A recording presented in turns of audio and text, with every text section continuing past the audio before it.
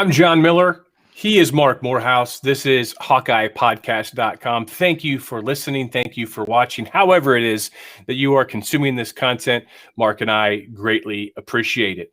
A lot to discuss as we record this on the first day of April, opening day for baseball season. I'm not sure, Marc, if you have passion in your bucket for baseball or not, but I like the Royals. I'm a Cubs person. Okay. WGN Yes. hooked me when I was a kid. There was no getting around it. Jack Brickhouse. I'm a huge fan of the 77 Cubs. They were decent for a long time. I don't know what it was with that team, but that was the one for me. So yeah, my one baseball team was just a nowhere bunch of hacks. And the 70s Sports 70s account. I'm gonna. Oh yeah. On Twitter. Ricky is he's such a good Is that guy. the guy's name? Yeah. So his baseball fandom, it sounds like it's exactly like mine. You really had it when you were a kid. And when he tweets out the old logos of any of the teams, I'm just like, I'm salivating because that was my era of baseball. I knew every player in the league. I was a super nerd. My dad would win bets on me at John Deere. But hey, let's call my son. He'll know. They didn't have the internet back in the 70s. So I was my dad's basically sports internet when it came to the Cubs and Blackhawks because of WGN. So yeah, I'm a big. I also though, and this is going to be, and this might piss you off a little bit, but I have an affinity for the White Sox. Just because listen, the commercials that they used to have for the Chet Lemon, Wilbur Wood, Dick Allen. Those White Sox and Bill Veeck when he was running that team, the shorts, the uniforms, down with disco night. There's an outlaw country vibe coming from those old, and I am drawn to it. Dick Allen was my favorite player for a while. Ron Santo, my favorite player of all time, ended with the White Sox. I love the White Sox red in Columbia, the White Sox. Yeah, so. I have a fondness, and then I've been to so many Padres games the last 8, 5, 10 years. I'm kind of adopted them, but I did take a picture out there when the Hawkeyes played in the Holiday Bowl of the 1984 signed enlarged bowl outside of Petco Park, and that one kind of got me a little bit. Yeah, WGN kind of. I was a Royals fan before. That was my first ever sports team. Was this radio? Was it radio? Well, it's my grandparents lived in Northwest Missouri, and both of my parents are from Northwest Missouri. So when I was about 4 or 5 years old, I was 5 in 1976. 1977 Royals, when I was 6, is really the first that I remember. And we would go there. My mom and dad would drop me and my brother off, and then later my sister at their house for like a week, 2 weeks. They were so far out in the country. They got one television channel on reception. And even then, it was iffy. But they had a radio dial, and they had these giant 50-pound metal lawn chairs. We're talking old school farmers here. And they had a radio dial that they would bring out, and the radio numbers across it had a skinny piece of red tape right on the radio station that carried the Royals games. And every night, they would go outside after dinner. They would sit in their chairs, listen to the Royals games, and my brother and I would be in their front yard, and we'd basically be George Brett, Willie Wilson. We would that's how my love started. And then my buddies in the early 80s were Cubs fans in West Branch, so I started to like the Cubs. The Cubs were my national team. But when the Cubs got swept out of the playoffs in, I want to say 2007, 2008, for like the second straight year by the Dodgers, I went on my radio show, did a whole bit that I was divorcing the Cubs, about my Cubs fandom was over. At least with the Royals, I know I'm going to be disappointed in advance and I can handle it. I didn't have any more passion to give to the Cubs, and I was done. And it was kind of a bit on the air. The funny thing is it actually happened in reality. I was happy that the Cubs won the World Series. I didn't shed any tears. I was happy for my friends who have been longtime true believers. But when the Royals won the wild card game in 2014, when they came back and Salvador Perez pulled an outside pitch somehow down the third base line at midnight, I bawled like a baby. And when they lost in the World Series to Madison frickin' Bumgarner that year, it killed me. But then when they won in 2015, bawled like a baby. So the Royals have my baseball passion for sure. My Royals tie would be I had two roommates and me my freshman year at UNI. This was 1985, fall of 1985. One was a Cardinals fan, one was a Royals fan, unbelievably. Ooh, yeah. And so when the Royals won, we went out to Don Dinkinger's. He owned a bar in Great. Waterloo. We went and we Great had a place. few beers. Yeah. So yeah. So I love. How do you say no? How do you get out of fandom that goes back to where you're listening to your grandparents, where they had it marked off with red tape on the radio? You can't. You can't. It's in your DNA at that point. And you know what? I've married and divorced the Cubs more than Richard Burton and Elizabeth Taylor. Old reference that I barely get. I'm mad at them again. I don't even know what about anymore, but I'm mad at them. Oh yeah, I know exactly what it's about. The Rizzo thing. Yeah. And I don't know if Dan listens, but Dan, I feel you, brother. I feel bad for you, Dan Welter. I see your tweets and it kind of breaks my heart a little bit. So he's standing out there on that wall every morning, waiting for the contracts. He is, and so hey, welcome to opening day. Yes. I hope everybody enjoys. I'm going to hopefully get a little bit of crowd noise tonight. I need the baseball crowd noise. I've got tickets purchased for Saturday in Kansas City, taking my two daughters. Nice. Cannot wait for that. So get a little bit of normal back. So on the podcast today, some of the things that we plan to talk about. One, we'll talk about that 2-deep roster that was dropped by the Iowa football program as their spring practices have commenced. A wonderful, wonderful, wonderful document that is the spring prospectus. You guys might think I'm kidding. No, learn and study the spring prospectus. It has the positions on the roster marked off. That is an important thing. Iowa only has 4 running backs right now. Mm-hmm. So like you look at stuff like that and you go, Exactly. And the funny thing is, Mark, the offseason, I guess the offseason started when it normally starts.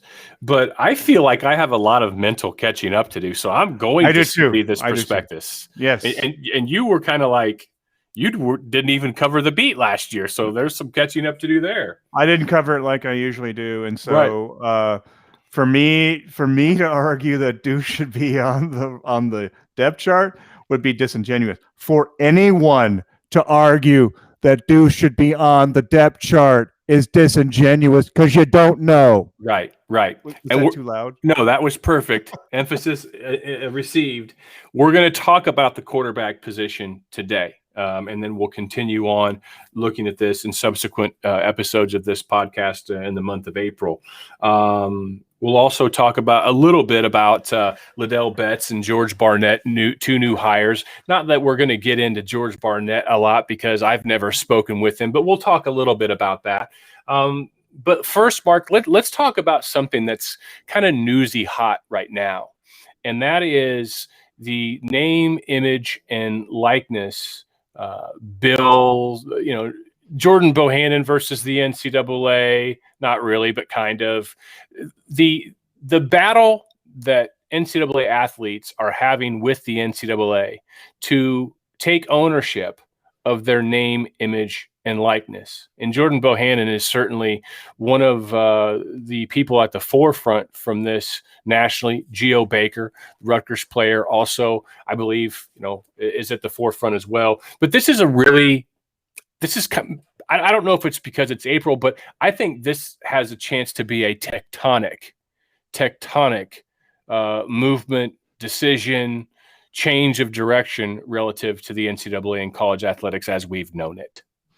Yeah, absolutely. I think along with it, that's a big thing you just said, a tectonic shift. That's a Delanian word. Jim Delaney and his laundry money. But it is that. And I think I translate a lot of the reaction to that in confusion and fear. And being an Iowa fan, I'm putting myself in the shoes of Iowa fans, and it is really hard for Iowa to field an 8-win football team on a yearly basis. It just is. That means, sure, 8 wins, you don't think about it being very much, but everybody wants the players Everybody gets the same amount of TV dollars. Everybody gets this. To me, it's another challenge for Iowa to keep where it's at. And I think people look at it that way and they want to know how it's going to work. No one can tell them right now how it's going to work. So that creates confusion, a little fear. I also think there's some conservatism coming through, and it's not conservatism in like Trump versus Biden. It's well, a college education. I had to work my ass off. I'm 37 years old. I'm still paying off my sophomore English class I had to take. So I think there's a little bit of you should be grateful for what you have. I mean, if you're going to play devil's advocate and look at what's coming against the athletes, who I agree with, by the way, but what's coming against them is the shut up and dribble crowd who don't want to hear about the how they view ingrateful look at some of the free stuff you got. And even though, oh yeah, the NCAA got $900 million for television, you got the deodorant. So I think the messaging, the athletes, they have to be a little careful. But also, then you got this morning, following the thing that Chad Leistikow went through with the letter where women weren't involved in the conversation, which blows my mind. I mean, you talk about, you go back to the weight. Emmert and the NCAA have released some PDFs within the last hour of us recording this saying that there was a miscommunication because they showed that they did intend to speak with the women as well. I just think there's a little bit of unconscious bias going on. And you look at the weight room for the women compared to the men's, and then this for the NCAA tournaments. This going on, we're going to invite athletes to the table. Whoops, we forgot women somehow, some way. Nobody's fault, but the look. Right. So there's some unconscious bias going on, and I think we all know that word now, who've covered Iowa. And I think that there's some of that going on. I think that there's some real education that needs to happen. And I think fans will get there, but they need to see how it's going to work. And what really scares me, John, and this is way down sort of the wormy road, is, this is going to be 50 states coming out with 50 different laws for all their, all the college athletes who play. There's conservative states, there's liberal states. I don't know how it's all going to shake out. I don't know if there'll be some that are more pro-player. I don't know if there'll be some that are more pro-institution, but it'll be interesting to see how it goes. I mean, I think Jack Whitford's one of the politicians in Iowa who's involved in that. Jack played football at Iowa State, so I'm thinking that's probably a good person to have in that seat. So I'm interested to hell. I think I'm glad that you're passionate about it, because I've just kind of boiled over where it's just time for athletes to get something out of this. I don't know where you create the value. I don't know if it's just cutting them a check if they go 4 years to your school, if they graduate, if they complete the team and in good standing, you get, I've always said, just $100K. But I say that, and it's easy for me to spend their money. Where does that money come from? Well, you know what? It's going to come from us. We're going to be charged blah blah blah to watch our teams on ESPN and Fox and all that. So, how much do we want to pay? So it's a huge web. It affects us all, and I can understand some of the disagreement we're seeing out there for sure. Right. I mean, if you did like the $100,000 at the end of it, and you did it for, then you got Title IX involved. You'd have to do it for everybody. That's a pretty big number to endow. But like you hit on a couple of things. One, you said early on in your commentary that it's really hard to win 8 games a year if you're the Iowa football program. I just was looking it up. Since 2001, Iowa's averaged 8.2 wins per year and 4.35 losses per year. And John, if I call that a golden age, people are going to get so pissed, but I think it's close. It is. It is. It just is. When you look at the history of the program, there hasn't been that level of consistency over a 20-year period. Maybe, I don't know that Hayden averaged 8.2. I can look it up here during the next time Mark starts talking, but yeah, it is.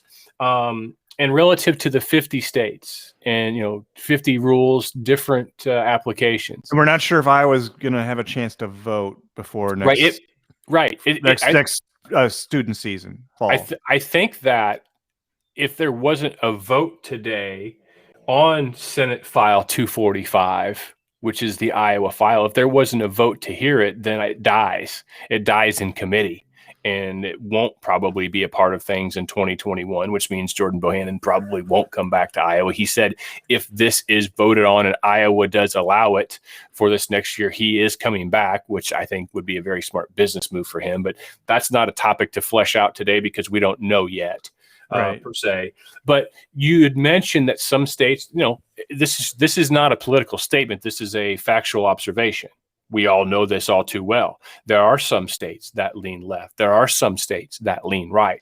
Mark, right now, best I can tell, based upon the research that I've done, these are the states that have passed some form of name, image, and likeness laws in their states that will allow college athletes in their states to capitalize off their own name, images, and likeness. And the NCAA and President Mark Emmert says they will not stop this from happening. They are leaving it as a state's decision. These states as follows: Georgia, Florida, California, Colorado, New Jersey, Michigan, and Nebraska. And that is quite a spectrum of political leanings in the states. Georgia, safe to say it's a political toss-up state. California, safe to say it leans left. Florida, safe to say it's a little right-leaning right now. Colorado, definitely left-leaning. New Jersey, I don't even know. Michigan, 2016 went for Trump. Last year went for Biden. And Nebraska, that is a pretty strong right-leaning state. So all of those states cross the political spectrum, and all of those states have passed legislation thus far, and there is current either in committees, conversations, or coming to votes in north of 25 other states around the country. I think this is fait accompli. It is going to happen. It's everywhere. It's just a matter of time. And it almost appears to me, Mark, as if this might not be a partisan issue. Yeah, I think it's just a matter of what it's going to look like. Right. I think everybody agrees, and it's going to come up in every committee. It'll be interesting. I want to see how it's going to be handled in Iowa. I'd love to hear that debate. I'd love to see who's against it and what their argument is. But I think the timing. I think Iowa could have a special session. I'm not. I hope. I'm not. I don't know that. This is beyond my beat. But I do think that if push comes to shove, they'll have to do it, because if they want it in place for the next football season, you're going to have to move, and you don't want to be behind. You don't want to be the state. Oh, well, we couldn't get our crap together, so sorry. And then then that's another arrow that you have to take in recruiting. One thing about all those states you listed, John, football's hell of important. Maybe Colorado, not so much. But on a really good observation. But they're all, football is the number one thing for a lot of those states. I'm surprised. Did you mention Texas? Did not. I'm not sure Texas cares anymore about football. I'm joking. It's a total joke. But it is a place where people understand the economic driver that the game is. Right. And it's interesting how people who don't want to give the kids a dime or don't want to put controls in on their NIL, which Julian Vanderbilt had a great idea, by the way. Yeah. But people who want to put in controls, I want to hear their arguments, and I think in some places it's the people who are moving first are the ones who want to have the most say, and that's a smart thing. That's a smart thing if you want to control the conversation and you start the conversation. So. I think football states have got to be conscious of it, because you look at the amount of money spent on football on a Saturday in the state of Iowa when Iowa State and Iowa have home games. Mm-hmm. Think about that. Think about that. Well, we're reminded of that often when Iowa chooses to or attempts to play a neutral site game in Cleveland or Chicago or wherever, because that takes away potential money from Iowa business owners. And we heard a lot about that last year during the pandemic and how much business was impacted because fans weren't able to come into towns. You mentioned something a second ago where you don't want to be behind if you're these states. Okay. So I've seen a number of people raise the objection, those who are not in favor of the student athletes having control of their name, image, and likeness. And there are various reasons that I've read from people. By the way, I'll get deeper into why I am for them having control of their name, image, and likeness here in a bit.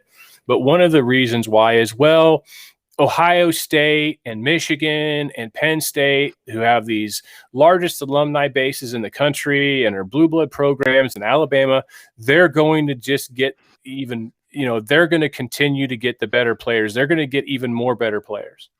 I didn't articulate that well, and I was not trying to emulate anyone specifically, but I will say this. They have the same scholarship limits that Iowa does. They already beat Iowa head-to-head most of the time, unless a kid's from Iowa, and then it's not a slam dunk that those Iowa kids will go to Iowa. They're already beating Iowa head-to-head when they go head-to-head. Ohio State and Iowa are competing for a recruit. I bet 75, 80% of the time at a minimum, that kid's going to Ohio State. So these programs are already getting the best of the best. So I don't necessarily see that point as valid, but I will say this, Mark. As I was writing my 1,500-word deal on this the other day, and we'll get into that as well, kind of like, why do you cheer for the team that you do? Something came into my mind that caused me some pause, that maybe is a bone to those folks who don't want to see things change, that don't want to see the name, image, and likeness be, a free-for-all. What about walk-ons? Remember back in the day when Nebraska was in the 70s and 80s, and everybody points out, well, Nebraska is no longer Nebraska because they can't have 120 players on the roster because, you got scholarship limits now. And it made me think about some programs that have deep pockets, but who have larger alumni bases. Ohio State, for example. Columbus, the metropolitan statistical area for Columbus is just under 2.1 million people. People don't realize what a big, cool, fun city Columbus is. And I know It's I just huge. said, I'm thinking about a couple of restaurants I've been to there, but it is an entertainment center. Yes, it's a professional sports town. And so 2.1 million people in the MSA. Iowa City's MSA is 178,000. Cedar Rapids MSA, I think, is around 270,000. Okay. So what do you mean, John? Well, what I mean is there are more businesses, more larger businesses. There's more corporate money. More corporate money that could potentially go to student athletes who choose to go to Ohio State than go to Iowa. And the walk-on aspect means that the scholarship limitation debate that I throw up as part of my side of things is potentially moot. That is a concern.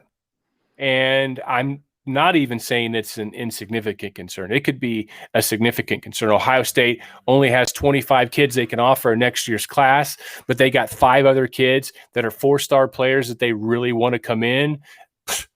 Ohio State, of course, is going to have, the Ohio State Alumni Association and money generating fund, money raising fund. At Iowa, it's called the Iowa Foundation. Used to be Andy Pirro that headed that up. Now it's Matt Henderson, I think. They've got connections to businesses all across the country. So it's nothing to call up the guy that owns the I-80 truck stop that just gave $10 million to the University of Iowa to endow the head coaching position and say, hey, we've got a couple of kids. They could really use some endorsement money. Would you be interested in doing that? Or if not called directly from the Iowa Foundation, a friend of a friend could make that call. It's really easy to do. That gives you plausible deniability so that they could get those extra guys, say, hey, listen, we want to sponsor you. And we'll pay you $150,000 a year if you come to Ohio State and you just come into our car dealership a couple times a quarter and we can use you on a commercial. That is something that I think could be a potential concern. Yeah, and then I'll go this way with it. You're going to have competition. These kids taking ads right now. I mean, if they're in the market for ads, right? Who's going to do the burrito lift? How many players on the sideline are going to be doing the burrito lift? Will the university get frozen out? there is some Yeah, because competition. Jordan Bohannon could go work a deal out with Chipotle. He ain't doing the burrito lift. No, there's Hypothetical. I'm not going to saying be he's doing it. competition. The schools, these schools have apparel deals with Nike. A lot of them have Nike. Yes. So there's going to be that too. So that's going to squeeze out some of those. But also on the other end, okay, I'm 18 years old. I live in, let me see, where was Nathan Budgeta from? Howells, Nebraska. I live in Howells, Nebraska. I'm 18. Hey, Hawkeyes like me. Holy shit, I'm going to go to the Hawkeyes. God damn, I worked my ass off for this. I want to go play football at Iowa. You get a Twitter account, and all of a sudden you have 10,000 Twitter followers, right? Because you're a Hawkeye, and now you have the possibility to get money. Yeah, for being a Hawkeye. Yeah. So correct. Nathan Budgeta, probably not world weary in that. I'm not. I mean, if I were getting in, I mean, we got Barntown and Fongs so far, and I'm not good at this stuff. So you're a pitch man, natural pitch man. But so Nathan, he's got this, and now there's going to be tax implications. Yes. So what is the agency? Does he have his own agency, this poor kid? Yep. I mean, does he have an agent trying to get this for him? Does he have billing? Does he have a tax accountant? I mean, this sounds like an awful damn big headache. It's called being an adult. You have tax obligations. I have tax obligations. If you were out working all summer detasseling corn at the age of 18 and you made $15,000 or something like that, you got to pay taxes. You got to file taxes. You got to file taxes on that. And to me, I think that there would need to be some degree of oversight. I'm not saying that the money has to come through the university to the player, but I'm saying that in order for it to work, the university must be aware of it. And it just has to, because I would come down with a hammer too, that if players failed to pay their taxes, or players failed to report the income. Let's say Iowa City Automotive says, here's 10 grand under the table, and player didn't report that, but they still pay. You're ineligible. You're done. You forfeit. I would have a hammer. You're done. You're done. You're done. And there is a mechanism for this, but the players have never done it. So when Dan Gable had his endorsement with Tiger Asic, he had to file an outside income statement with the university. Any coaches who have outside endorsements do. Kirk Ferentz has never had an endorsement. Never. Hayden had a few. He had Coke and maybe one or two others. Tony? Apex, I think, but I don't know if he was ever like he did go out and sign his own apparel deal, which was Maverick at the time. I'm not sure the players 100% bought the winged uniforms, but so the university, there are mechanisms to keep track of coaches' income. I imagine that same thing, and I imagine you're probably going to have to add a body to compliance.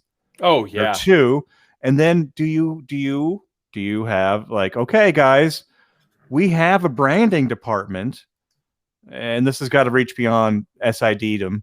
I mean, It can't just be SADs. It's got to be branding department.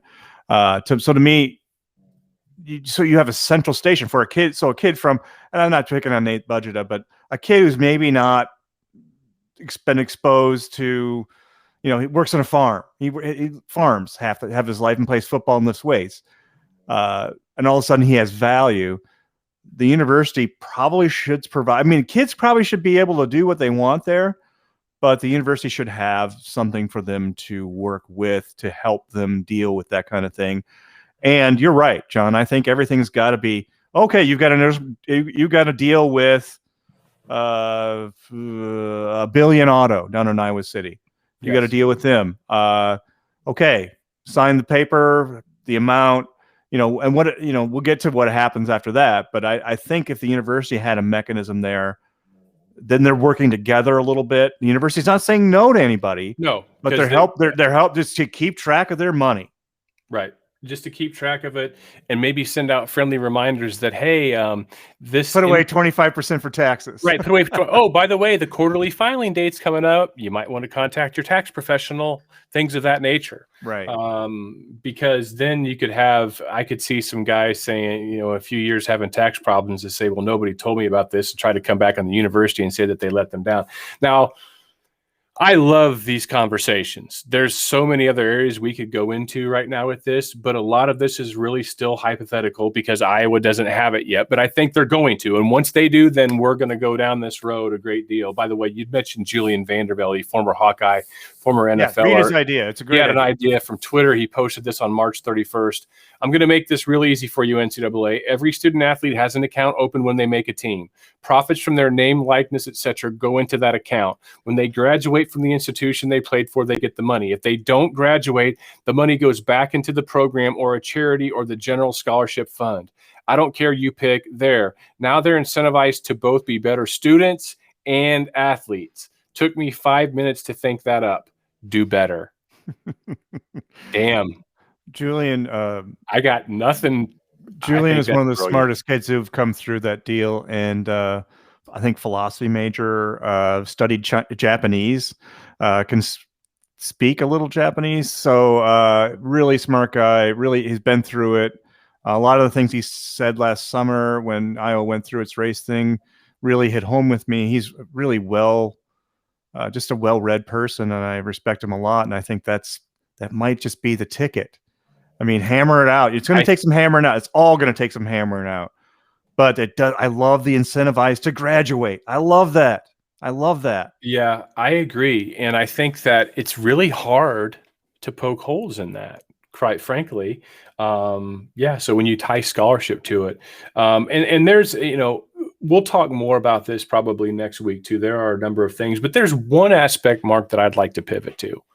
And obviously I'm interested in it because I chose to write about it. And, 1,500 words. I have your post up. Okay. And it's basically like, why do you cheer for who and what you cheer for? What do you cheer for?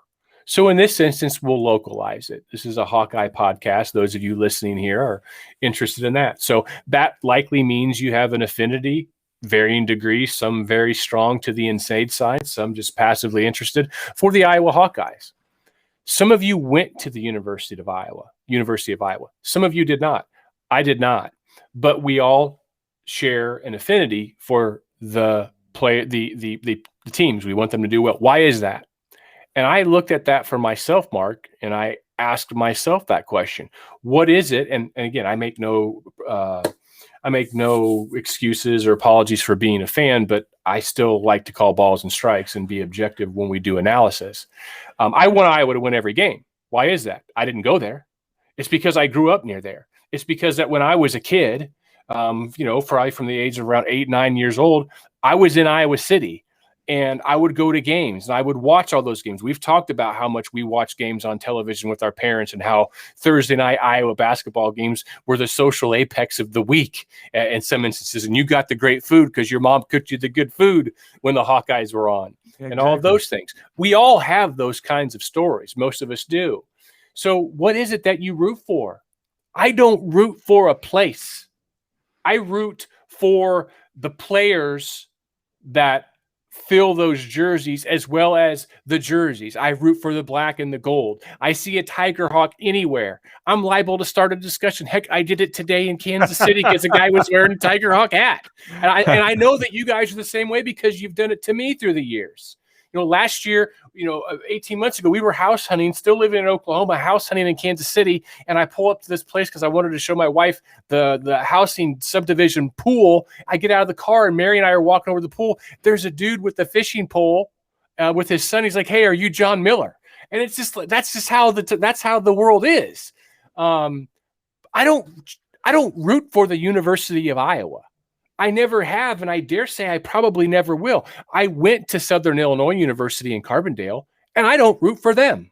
I don't send them any money either. Matter of fact, I blocked their donations guy that calls me once a month. I block it because I'm not giving them any money. I don't have any. I mean, my loyalty is not necessarily loyalty in a way. In many ways, Mark, I think it's the power of nostalgia.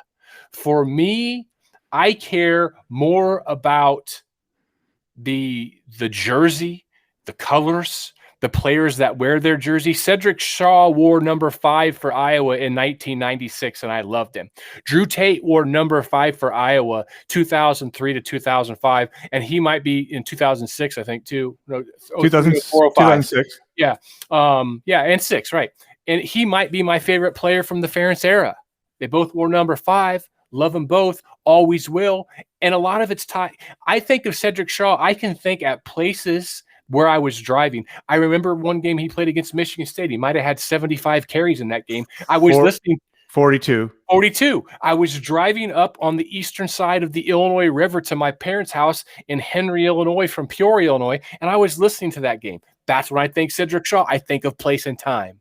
When I think of Drew Tate, I think of me standing on the end zone on the field, which you probably were as well, when he threw that pass to Warren Holloway, and I got bear hugged from behind by Bob Bowlesby, and I think of the pandemonium. I think of Warren Holloway starting to trot off that field, and I said, hey, Warren, are you really done yet out here soaking all this up? Because you're never going to get this chance again. And he looked at me, didn't say a word, and nodded, and he ran over and started high-fiving the fans again. That's what I think of. I think of these amazing things, which we all do. So for me, Mark, I root for the people inside the helmet, the people that fill the singlets, the uniforms.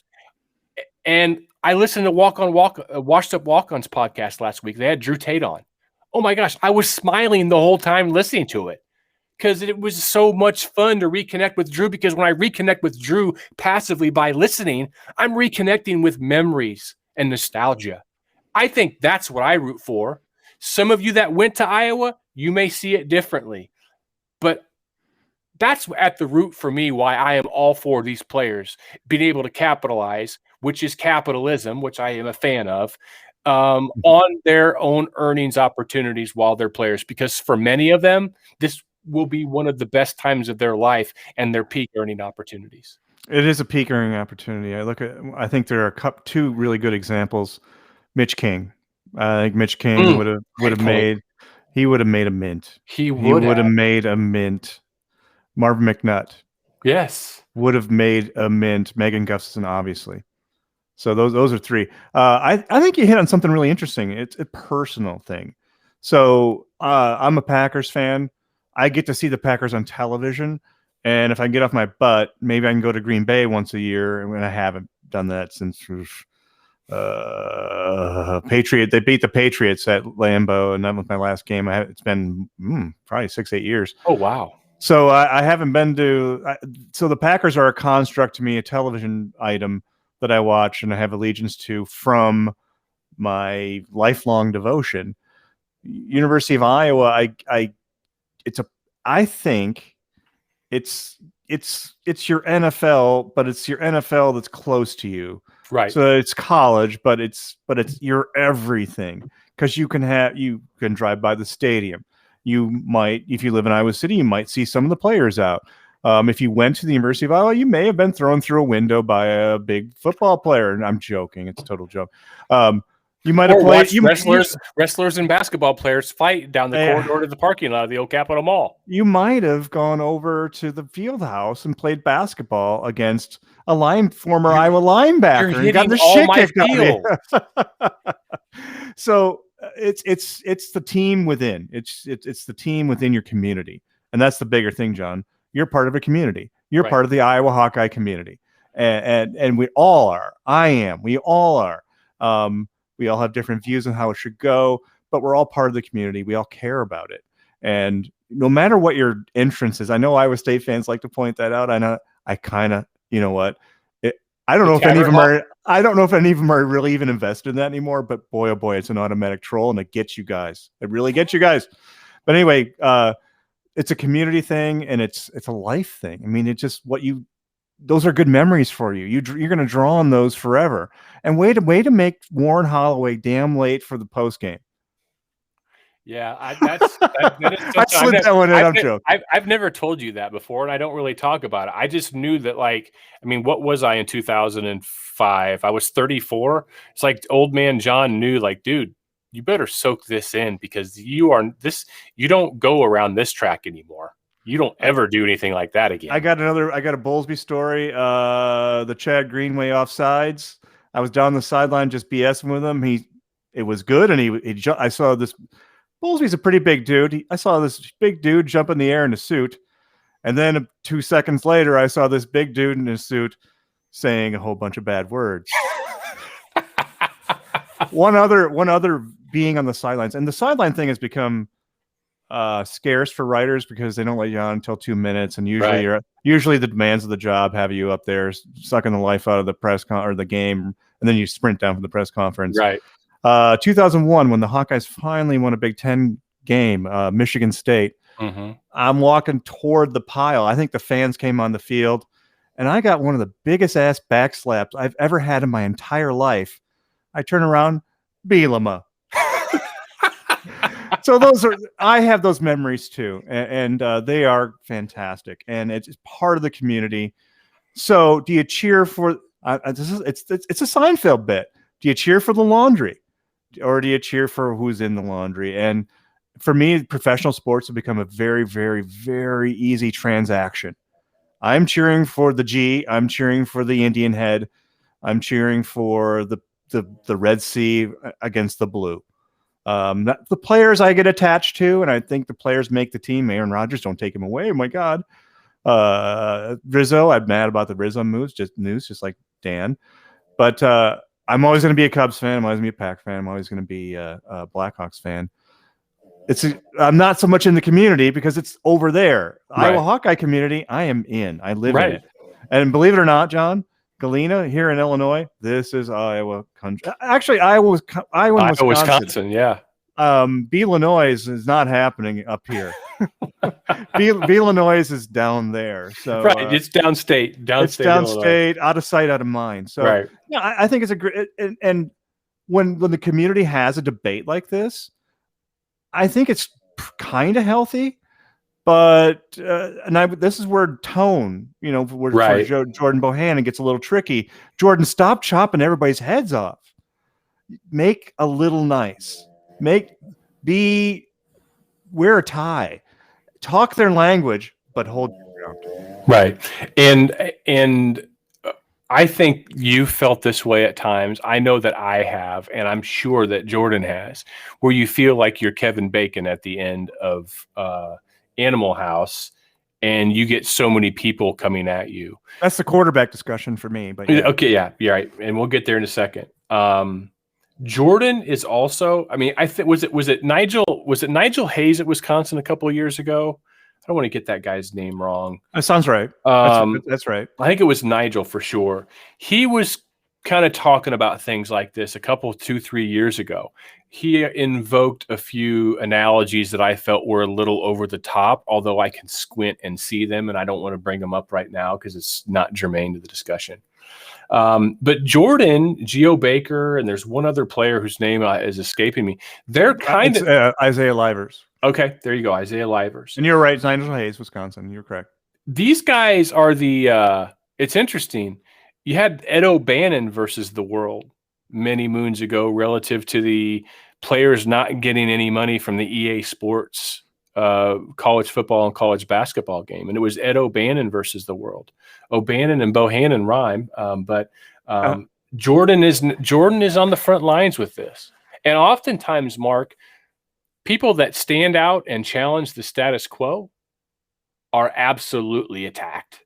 And they are people try to shout them down because status quo for a reason. That's because it's status quo. That sounds so brilliant. It should be on a t-shirt. There's a reason that is. It's because it's always been. I get so many people asking me on Twitter this week when I've expressed my opinion that the gist of their comments are like, John, this is how it's always been. And I get people saying, well, they need to either decide, Mark Ironside brought this up on a radio show, and I'm not sure the context with which Mark brought it up, but Mark Ironside brought up, well, they either need to, before they, enroll, they need to either commit that they're going to be able to capitalize off their name, image, and likeness and not get a scholarship, or they get a scholarship and can't capitalize off their name and likeness. I'm like, that's a false choice. This is easy for Mark to say, and I love Mark, but it's easy for him to say. A kid from Cedar Rapids, Iowa, who went to college at Iowa in the 90s, 80s, I don't know, somewhere in there, where when tuition was $1,200 a semester. Right, exactly. Somewhere in that neighborhood. It's the game has changed. But even then, you're right. But even then, it's a false choice. Who says it's one or the other? There's no rules for that. And just because something's always been done a certain way doesn't mean it's the right way. And to me, I feel that not allowing someone who is eligible to be drafted into the military to be able to capitalize financially off of the fruits of their labor is un-American. Now, I don't get to define what an American is or what American's been, and that seems like it changes a lot. But to me, that is not the premise with which business has been conducted in this country. And that is why I am now against it. When earlier in my life, I was I walked up hills both ways. I borrowed my way through school. I had over $30,000 of student debt when I got out of college in 1994, which is $53,000 in today's dollars. And I paid that back, and you should too. That's jealousy. That's a me problem. That is a me problem. That has nothing to do with these athletes. That's me hating when I had to spend money on student loans. If I could have put that money into an investment and had compounding interest on it from the age of 22 to 52, I'd probably be retired. That's just jealousy. And that's how I see it. So people see it differently, and that's fine. I think the argument to make, if you're against this, is not a variation of what Mark said. It's, well, where else are you going to get trained like this? Where else are you going to be allowed this platform? I get that. And so, to that argument, I say, well, you have an engine. Do you have the oil to run the engine? Right. And I got in a little, no. UES hockey, and I go, but he's got he's a financial guy, and I love to talk about this stuff with him. He's very big on the front end. The brand is the thing. You're nothing. The brand is the thing. Not nothing, but you're a prospect. You're coming in. Nobody knows you. Everyone knows Iowa. The brand amplifies your value, is what he would say, and right? It probably yes. But I would say this: that engine isn't going anywhere without the oil, and so it's a bit of a catch-22. And I think it's if you want to keep it going, you're going to have to put some oil. You got to keep the oil happy. Right. You're going to have to throw oil a bone. Throw a little additives in it. Give it the little high viscosity rub down. I kind of like, and I go back to Julian's idea then. Let these guys do business. Track it. Let it be foyable. Let it be okay.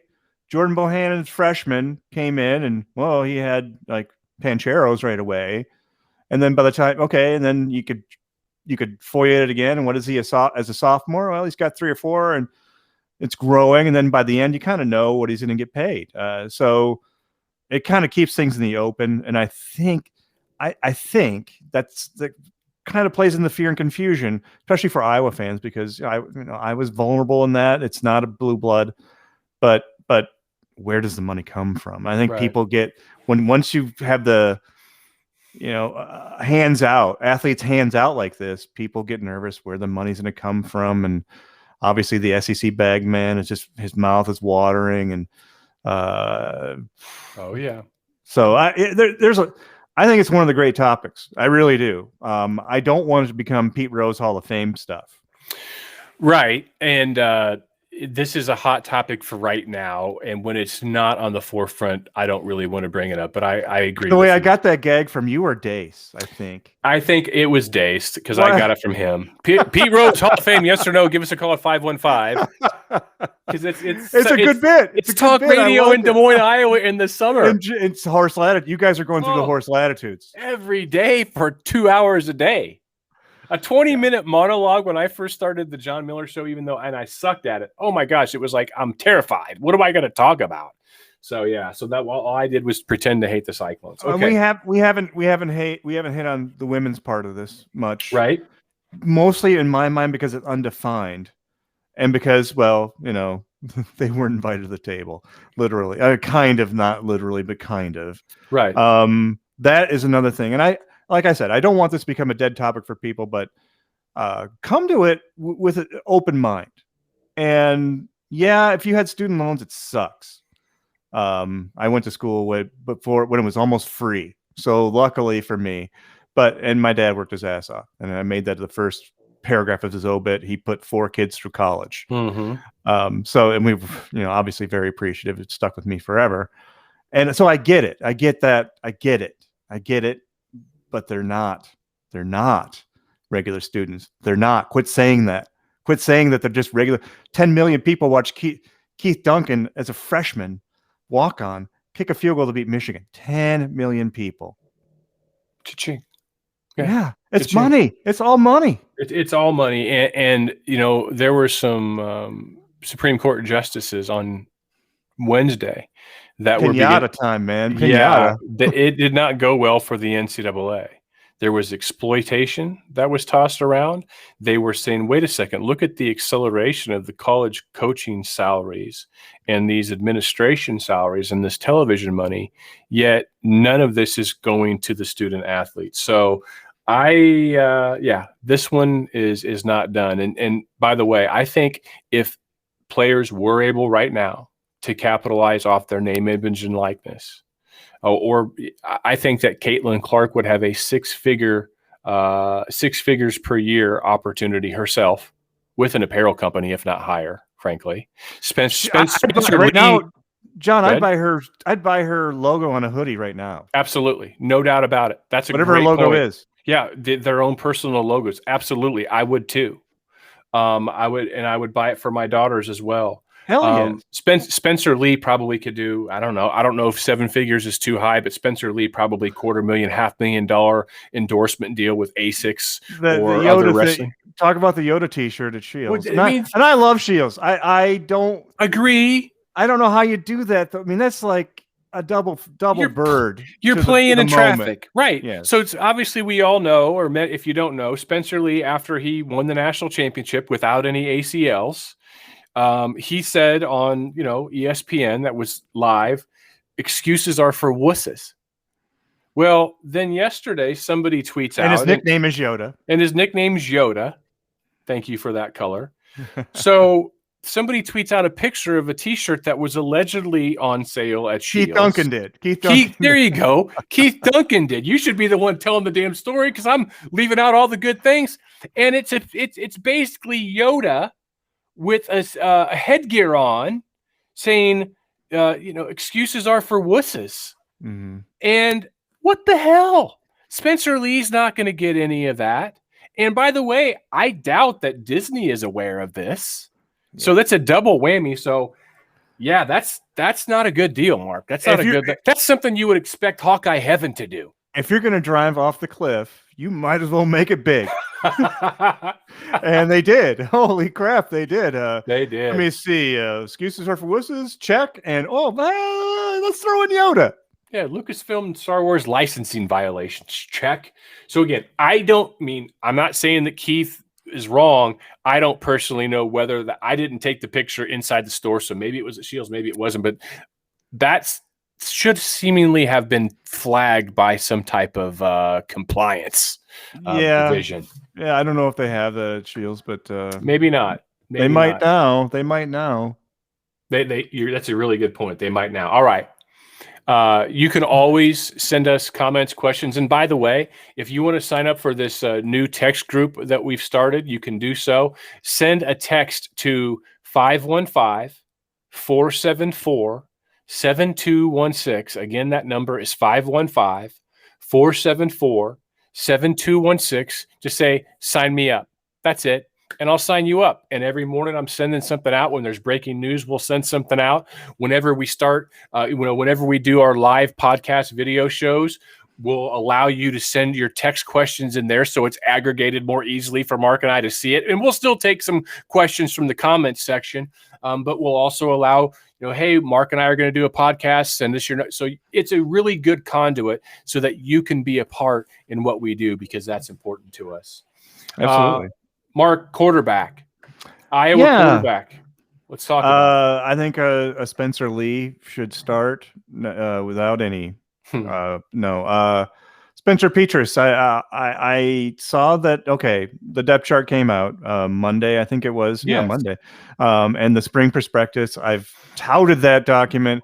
It's a great thing to check positions and what walk-ons have made it to the next stage. I think that's really important. Because those guys come in handy time to time. Absolutely. Probably 2 to 4 guys every year in Iowa's two deep. There are probably more than that in the two deeps. Probably 6 to 8 are walk-ons. So huge deal. I Spencer Petras is the starter, and I think right now in spring, when it comes to okay, it's time to do reps, guys. It's time to install. It's time to do the basics, fundamentals. There's not going to be a lot of movement, and I think that I want to say don't freak out at basically what It's the depth chart is Spencer Petras 1, Alec Padilla 2, and then that's it. That's the simple experience thing. Right. I'm going to argue this, John, and you played prep football. I don't know if you guys I did. I don't know if you guys had team all conference. Did you guys have the two deeps in the coach's office? I don't recall. I don't even remember. We had a two deeps in the coach's office, and it was your clock. I was one of those guys who was maybe not quite, but then there. And then, somebody's hurt, then you're over here. And then you're a fullback, and then you're at linebacker, and then you're a tight end. So I was always I was very aware of it. And it was a motivational tour, a tool. It gave you a read. I mean, everybody needs a read of where they stand, and then it's going to go to the public somehow. Now, so I do think that there is value in the depth charts. I do think you do have to send a message at some point and let people know and let the players know where they stand. So I do think there's something to it. Boy, oh boy, Petras really pissed some people off last year because people want him absolutely erased. I think that's probably a strong reaction to the position, and we've been through this, I think, John, the position I think that was most vulnerable in the pandemic was quarterback. And in Iowa, it was really quarterback. Mm-hmm. True. Yes. I think so. I do think so, because what they didn't get to do in the spring. Yeah, exactly. Yeah. And I think you talked about this. It matters most at quarterback than any other position. Not that it's not important at other positions, but Spencer Petras, and I think I've heard Iowa coaches comment on this, maybe it was Brian Ferentz, missed out on 1,000 reps. Yes. That's a lot of reps. And you look at his numbers last year, 140 completions to 245 attempts, 57.1%. That's probably on the lower-ish 75% of starting quarterbacks during the Ferentz era. It's not horrific. It's not Christian. It's healthy. It's okay. Yeah, it's on the lower edge of healthy. And he threw 9 touchdowns to 5 interceptions. He averaged 6.4 yards per attempt, which is low. Iowa quarterbacks under Ferentz are not known for big yards per attempt. Get north of 7 for Iowa, and that's good for Iowa. Right. Stanzi 1 year had a really good number. But 2010. Yeah, 2010 was a really good number for him. But yeah, but let's quit talking about the stats and let's just go through what we saw. There were times where he looked as bad as Jay Christensen. Yes. Where he did not have a clue on where the ball was going. And the biggest things that I saw from him were from his footwork, which, as I talked about all fall, and Mark, you and Scott in the On Iowa days, you've talked about this a lot. Arm slot and release point are all dictated by footwork as much as anything else. And his footwork wasn't good. He would hurry. I can't tell you how many times I said this last year. He needs to do what George Brett always preached. Sometimes you need to try a little easier. For those of you old enough to remember what a record player was, spinning in a big album at 78 RPMs, it's just too fast. It's just going too crazy. He just needs to chill. And I think if he just chills and learns to play within himself, and the game slows down a little bit for him, which I think those missing 1,000 reps could account for, and the 1,000 reps he's going to get this spring, the guy has it physically. And I think the reason why there wasn't a change made last year was because he was the only one that had it mentally of the group. We blow right through that, don't we? When we're complaining about the depth chart, we blow through what we don't know. Yes, and we all do it. We all do it. And I really think that's a huge factor here. We don't know what Deuce does or doesn't know. We don't know what Alex Padilla does or doesn't know. You talked about missing 1,000 reps last year for Petrus. I'm sure he wants to bite into that. I'm sure that will make him a much better quarterback. Now, I did state at the end of the season that I didn't think Petrus had done enough to be anointed number one. The anointed star, yeah. Yeah. And so if people are reading between the lines on Kirk, yeah, it's a touchy thing. And I think 2014 was so poorly handled between Jake Rudock and CJ Beathard that they're really super careful not to make the same mistakes. They also, it's a fine line. They also want to trust their decision, trust their guy, not have their guy looking over his shoulder. I think Iowa has proven that. I think Petrus got every break last year, if anybody was close to him, which we don't know. Right. So I don't know what Deuce or Padilla could do to pass Petrus, but I do know that if Deuce ends up going to whatever the hometown paper would be for him down in Texas, Denton or whatever,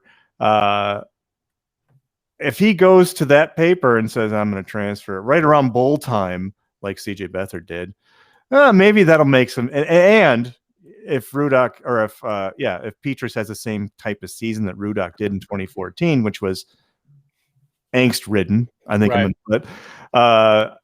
I think that I lost my train of thought there, but if he goes to the paper, then it might be. Yeah. So I thought 2014 was about as bad of quarterback. Yeah. I mean, Kirk at the end of the season, he get asked on the radio show, is CJ Beathard going to play this week? And he almost defiantly, almost childlessly would say no. I mean, just like in a na way. I'm like, oh, Kirk, that's not the way to do that. But it was poorly handled, and it almost lost him Beathard. And it did generate the 2015 depth chart announcement in January, which has never happened. Right. So that worked. Coming out of it, it worked. Going into it, 2014 was misery, and in quarterback was triple that. So don't do that again. Be sure. And that's what this is about. I mean, you can have favorite guys, but when you come to me and you complain about a depth chart in April, it's now April, I'm not going to really listen, because it doesn't matter until you see Kids Day. Kids Day to me is a big deal in that August Kids Day. August Kids Day. Kids Day August, which I would love to see two of them. I think it's great they have two spring practices, which there's going to be valuable information there, even though the coaches know that everything they do will be valuable information. Mm-hmm. Whoever starts is going to be valuable. So don't make it 2014. Whatever happens, be open to where it could go. That said, I would say there's probably a single-digit chance that anybody but Spencer Petras is having a meaningful snap at quarterback for Iowa this year. Yes, unless there's an injury. I would agree. And I think that 2014 was all the backdrop of the 2014 season when Kirk was a little short.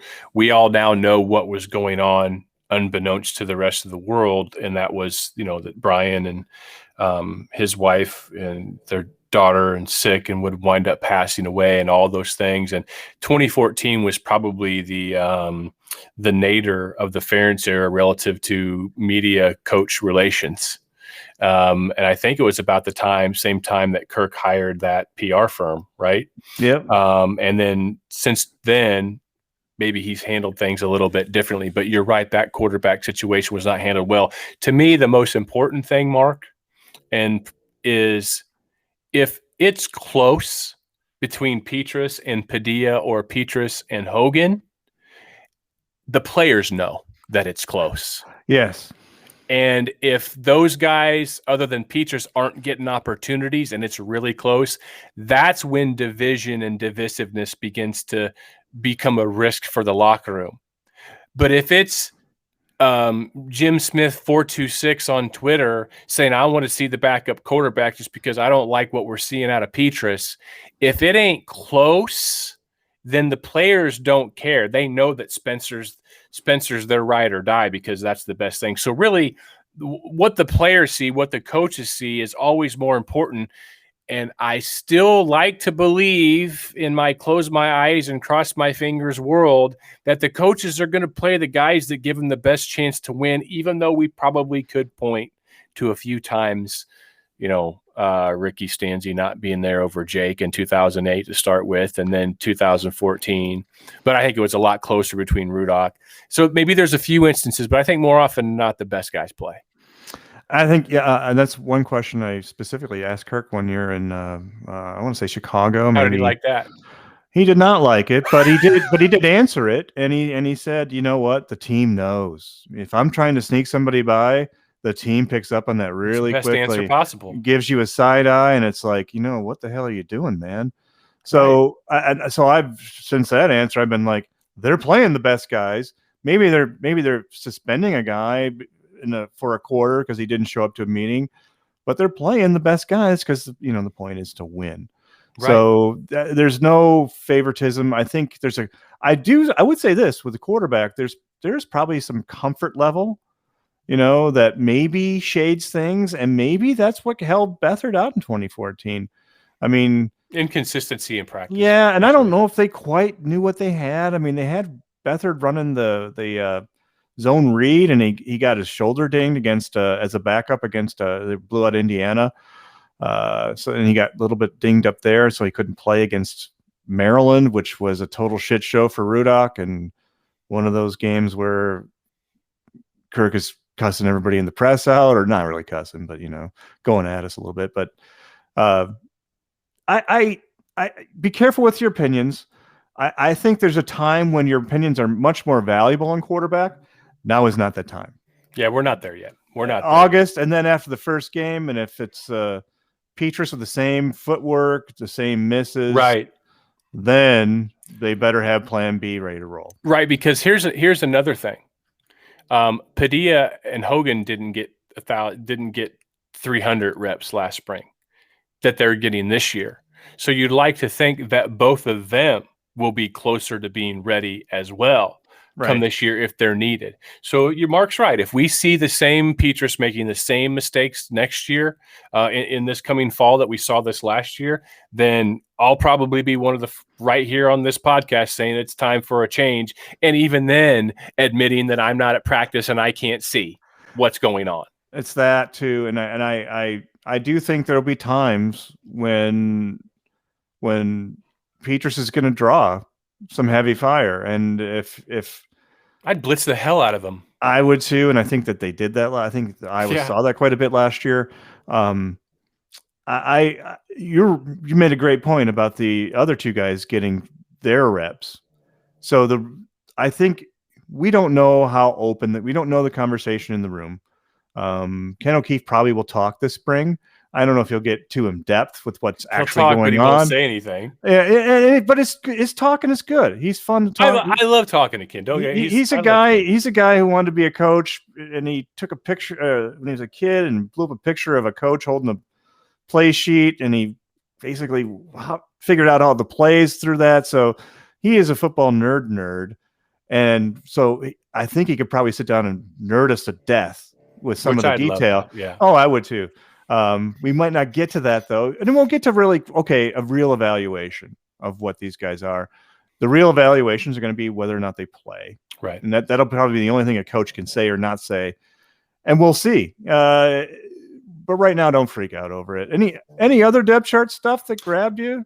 I mean, I'm sitting here looking at Petrus, 6'5", 231, even though the weights on some of these things, as you pointed out, are BS. I mean, Petrus is straight out of central casting as far as what Kirk, if he had an erector set, which Absolutely. is the 1960s and 70s toy, would build a quarterback to look like. It's Petrus.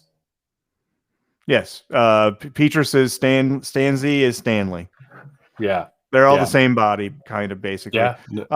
Defensive tackle is going to be a smaller deal this year.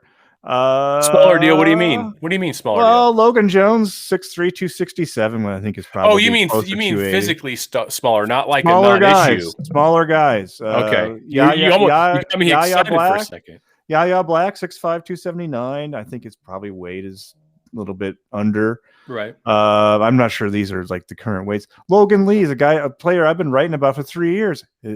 Clock's ticking now. He's probably going to want to get in there. I think the 4 defensive tackles they have, very, very interesting guys, a little bit undersized. And Mark, this is an area that I'm not afraid to admit.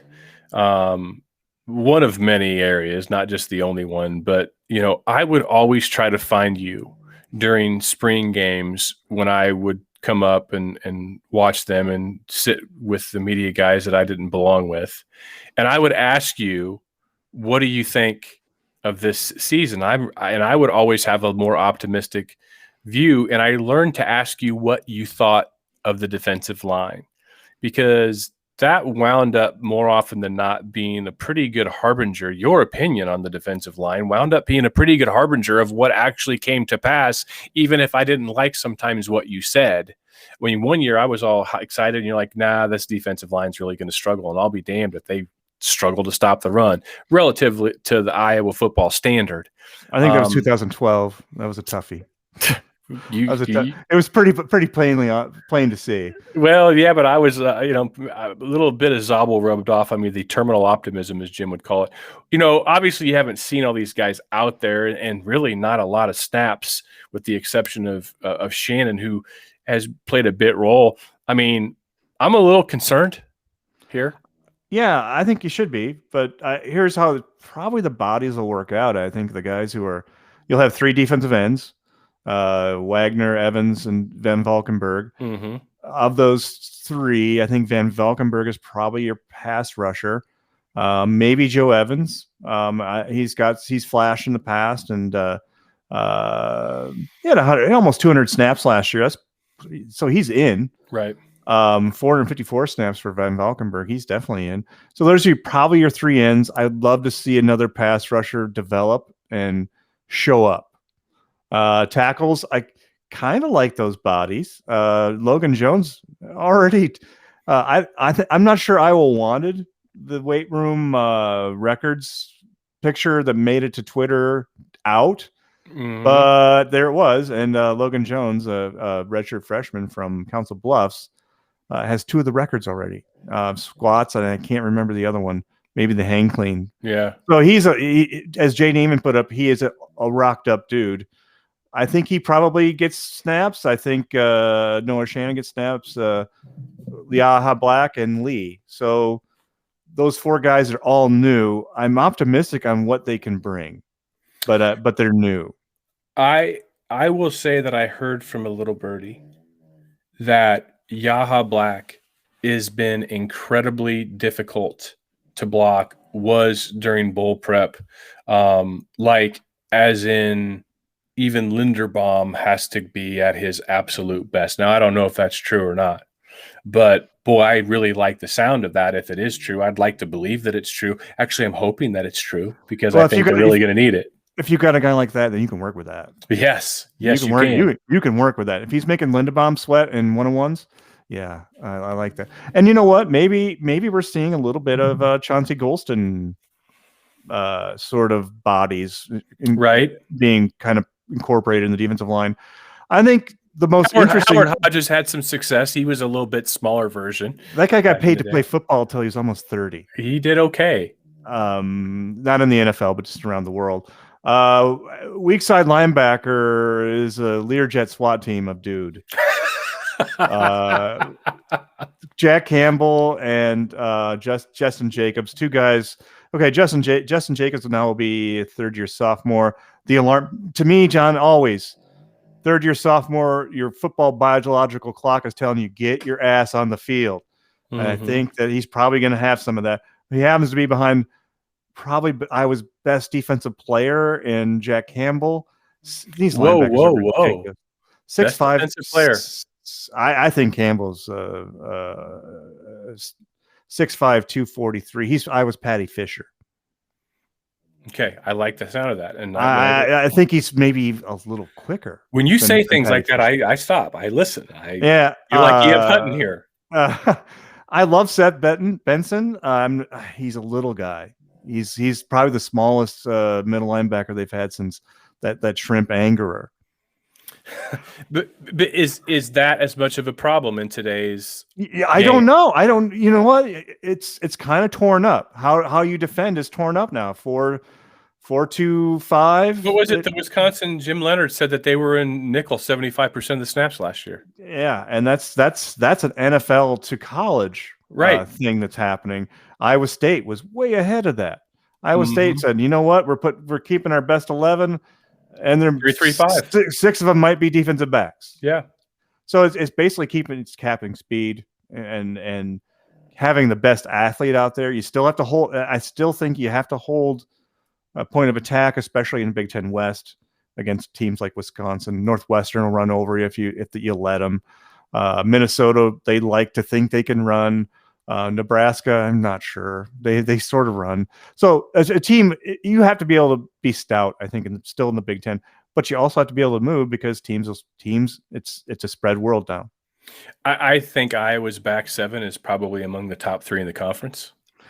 I think you might be right, but you win championships with your front four. That you do. I'd rather have veteran accomplished front four returning than veteran accomplished back seven returning. Absolutely, but if you're looking at back seven, I do like Iowa has mega experience returning at corner. Super senior Matt Hankins, a player I've liked all throughout. Tougher than he still looks like he's 175 pounds. He's not. He's probably 190 now, but he's just a ferocious player. Has had ups and downs in coverage and being in the right place, but fifth year player, he'll be fine. And then I think Riley Moss is maybe one of the most quietly improved Hawkeyes since he's one of his debuts at Purdue. Purdue scorched him. Purdue scorches a lot of people. They do. Since then, though, you've seen cornerbacks transfer. Moss really solidified himself in 2019-20. He's going to have a hell of a senior year. He's become a very good football player. And Dane Belton is one of my favorite players now. Yeah, absolutely. He's much more physical. He finished plays, I thought, last year. As a freshman, he started plays. He got to ball carries, didn't exactly bring him down. Last year, he hit and they stayed hit. Yeah, no, you're exactly right. I mean, he's on the hooker path, I think. At that I agree. position. I agree. He is in that. I think he's got that sort of maybe a little bit faster. And that's, I mean, I think there's a lot to be excited about. There are some questions, but man, I'm just getting so used to Phil Parker pushing the right buttons and being a top 25 defense every year that I'm starting to just assume they're going to figure that out. Yes, and defense. I don't think you'll be able to run on them easily. I just think that Iowa is built that way. I don't think you'll be able to pass on them easily. Can they get to the quarterback? That's a big thing. Yep. And then we haven't really talked about the offensive line. 2 new tackles. That to me, it's kind of a red flag. I mean, it's not a. I mean, you trust Iowa's system. You trust that they have guys in the pipeline who are ready, who can step in. But this is the first time in a long time they've not really had at least one experienced tackle coming back. Do you have the snap numbers for the offensive line? Yeah. 5 games for Jack Plum last year, 185 snaps. He's the new left tackle. I like the fact that they've decided they put him at left tackle and said, "You're the guy." Huge opportunity. He's probably feeling that. That's a millionaire position in the Big Ten, Iowa left tackle. So 185 snaps, none for Mason Richmond yet. These are smaller guys too. 293 for Plum, 289. I thought they would move Cody Ince from guard to tackle, and they did. 6'4", 285. He's been installed as a right tackle. Why did you think they would do that? He moves really well in space. Every time he was kind of their pin and pull guy last year. Anytime they really wanted to get a guy out, and they were just giving him assignments to do, and he really jumped out to me as really good in space for a big guy. So I think 6'4", yeah, maybe you want your tackle to be 6'6", 6'7".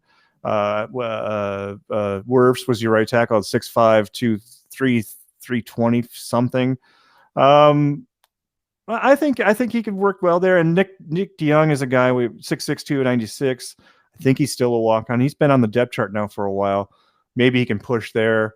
I'm glad Justin Britt is getting untracked. He would have played as a true freshman if not for a concussion in practice. And the old man Kyler Schott. I think he's a freak of nature. I imagine that he's one of those. He is barely 6 foot, maybe 6.5 at the most, and watching him work and watching him just get the most he can out of that body it's fun to watch, and I think he's probably a good leader. So I think I'm cautiously optimistic there, but tackles, it's tough to sign off on that and say, yeah, they should rush for 2,000 yards this year. Yeah, and seeing this as well, and knowing what's in the pipeline, obviously they signed maybe one of their best offensive line recruiting classes of the Ferentz era. Maybe one of those guys plays. Maybe, but you're going to lose Schott next year, and I got to think you're going to lose Linderbaum. I mean, he probably would have been no worse than a second rounder this year, although you're far more nuanced on the NFL draft than I am. But I think that if he does what we all think, he's a first round pick next year. But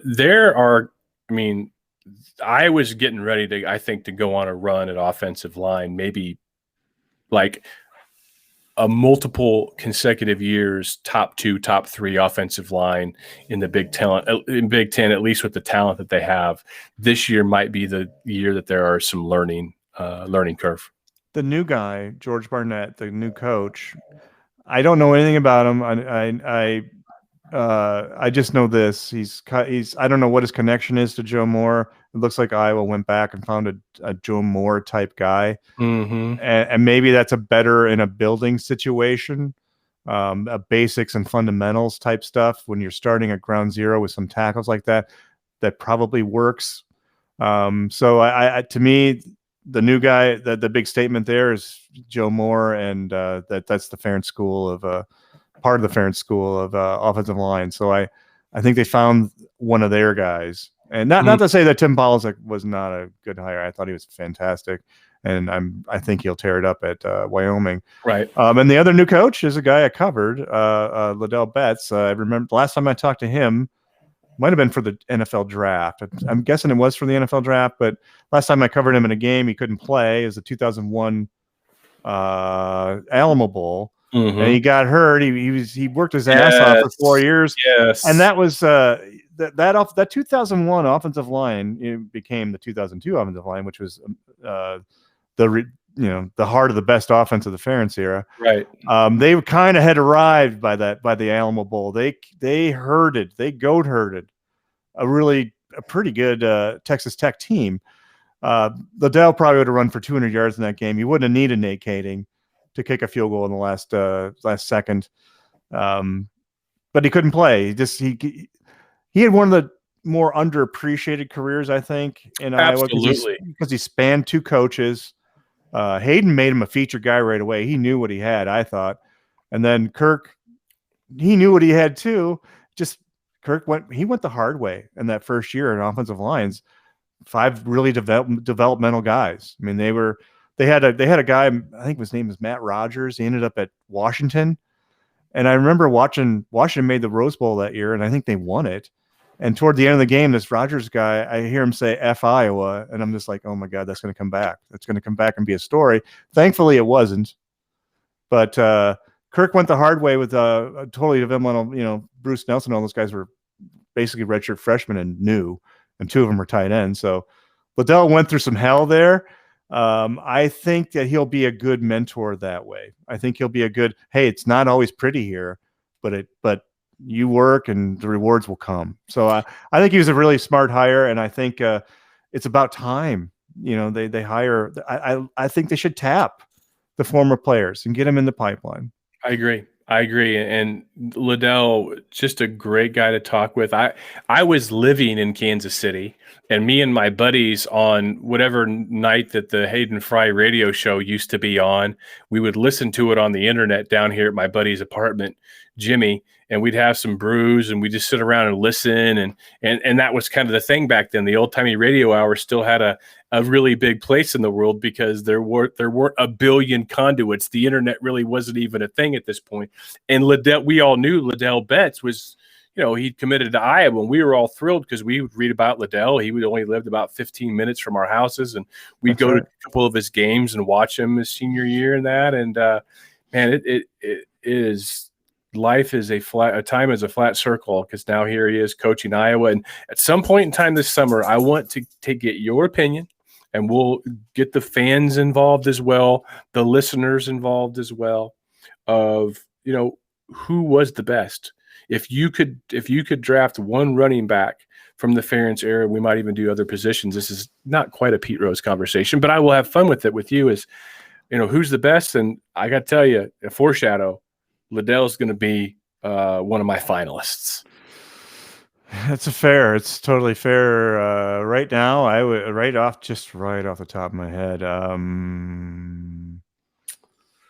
Tough for me to leave Akron off the list. Akron was a super clutch player. I mean, maybe they didn't have the years they wanted to have, but super clutch player, won some big games for him. Maybe if he slides and doesn't go in the end zone against Penn State that one year, Iowa wins that game. But I'm sorry for that one, John, by the way. Let's see. Somebody did that in the NFL against the Falcons this year. The Falcon guy went in and scored, and then the other team had too much time, and if he would have just fallen down at the one, they would have won it anyway. But yeah. Albert Young is another guy I would have really high up on the list. I think it'll be a fun conversation because we both will have different perspectives.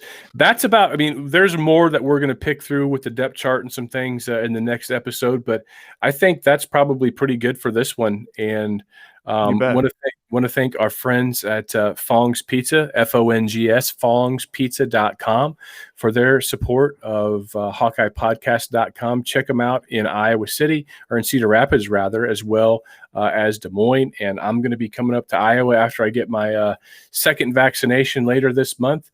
And I'm going to go to Fong's Pizza, and I'm going to try that crab rangoon pizza, because boy, do I love crab rangoon, and I love pizza. Why not marry the two together? Those of you that have had it tell me it is heavenly, so I can't wait to try it myself. And also Barntown Brewing. Mark's going to be starting up a podcast at some point in time this spring, right, Mark? Yes. There's going to be I think I'm going to call it Beerawa. I'm going to be talking with Pete Faber, the owner, operator, head guy from Barntown, and it's going to be a little tales from the tour bus and just stuff that I want to have answered in the craft beer world, right? And opinion, and getting to know Barntown, and just how they get things off the ground, and how considered everything is. People think breweries are just these dreamers running around just catching butterflies. Everything is calculated. Everything has to work for the business. You have dreamers, and then you have people who want to have a business and live. You unfortunately find out the hard way sometimes. Yes. Who those are. All of a sudden, your favorite beer is gone. How a brewery sticks in Iowa, the competition in Iowa. I think Iowa brewing you talk about golden age, John. 8.2 wins. I think Iowa brewing is like 9.8 right now as far as wins go. You can find a good beer in any major market in Iowa. Well, that's local. That's local. Yeah, that's local. And also want to say thank you to Heartland Flagpoles and Flags. That's heartlandflags.com. I am proudly flying my Kansas City Royals flag today that I purchased from Heartland here on the opening day of baseball. They have whatever your NFL team. Obviously, you're probably a Hawkeye fan, but maybe one of your kids goes to Kansas, like mine's going to be going to Kansas next year, and maybe she's going to want a flag. They've got them. They've got them for every team. You can see them, actually, and they have more than just flags. That's heartlandflags.com. And that'll wrap up this installment of Hawkeye Podcast. For Mark, I'm John, and we will see you all next time.